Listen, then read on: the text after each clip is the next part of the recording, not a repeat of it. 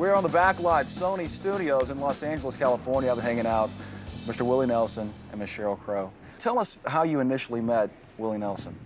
We did a Johnny Cash tribute that was in New York City, which was just, for me, one of the highlights of my career, because it was a great evening. Everybody that was there wanted to be there, and I got to sing with Willie.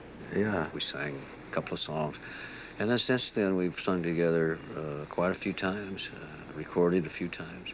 I've told this joke 1,000 times, but when we did the Johnny Cash thing, Chris Christopherson came out and put his arm around me and said, "Don't try to sing with him, just try to sing louder than him."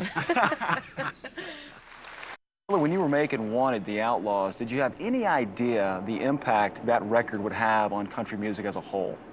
No, actually, this was a project that Waylon and Jesse and Tom Paul and had started, but I had nothing to do with putting it together or anything. They just asked me to come sing.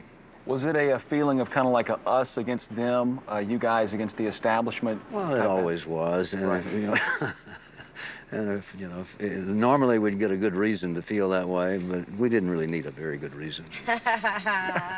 Were you affected at all, Sheryl, by the outlaw movement, either musically or just attitude-wise? Totally. I mean, you know, for me, that's what rock and roll is based on, of course, is the kind of us against them, and not necessarily so anti-establishment, but definitely about, you know, being heard. And there's that great picture of Johnny Cash, you know, giving the bird to the camera. And to me, it was like, that is what rock and roll is. I don't care if he is known for being country. His attitude was that. If you could enlighten us to your songwriting process, does it start with a melody? Does it start with a lyric? Mine are different. Each one is different, and it can start with something someone else says. It can start with a thought, or it can start with a melody. There's no set rules or anything, or no set formula that I have. I don't know about you. That's the same with me. You just never know where something's going to come from. And sometimes I think you sit down to write one thing and you wind up writing something completely different.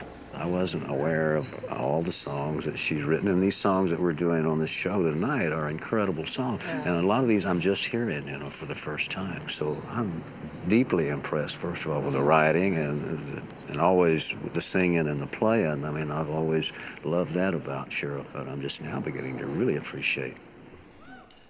Who have been some of your more memorable duets? Sheryl, of course. Mr. Diplomacy. Leanne, of course. And, you know, obviously Waylon and I kind of started out. Through the years, it's sort of gotten out of fashion to do duets, and it got to be harder because everyone was on a little different label. Waylon and I just decided we wouldn't deal with it. We would go ahead and do what we wanted to do in the studio in the dead of night at 4 in the morning, and then hand it to the record company. So it all started, as far as I'm concerned, with the duets with me and Waylon, and since then I've done a lot of duets with different people, from Farron Young and Lefty Frizzell and Ray Price and Roger Miller. Just some of my heroes, some of the folks that I grew up really listening to. Learn about yourself as an artist when you collaborate with somebody else. Well, I feel like I learned something no matter where I am, who I'm singing with, who I'm playing with. You can't keep from learning something being around all this, you know, the talent. And part of the joy of collaborating is getting on stage and even interpreting somebody else's music, but just playing. It's like playing tennis with a great tennis player. Right. You know, it makes you better and makes you step up, and also it's good for the spirit for me. It's about fellowship. I think the next question is appropriate, being that we're right by Willie's tour bus. Willie, you spent a life on the road. Sheryl, you've been touring nonstop. How have you been able, Willie, to balance the life of being on the road with your personal life, with your family, with your health? With us, with me, I can't speak for everybody in the band, but we're not all that health conscious, and I'm not every day. But I do try to keep the big picture there to stay healthy, and I think that's the most important one as far as relationships and things like that. There is a price to be paid for being gone all the time. Obviously, I felt like it was worth it because I'm still out here. But, you know, it is difficult to stay away from home so many times and so long. Sheryl?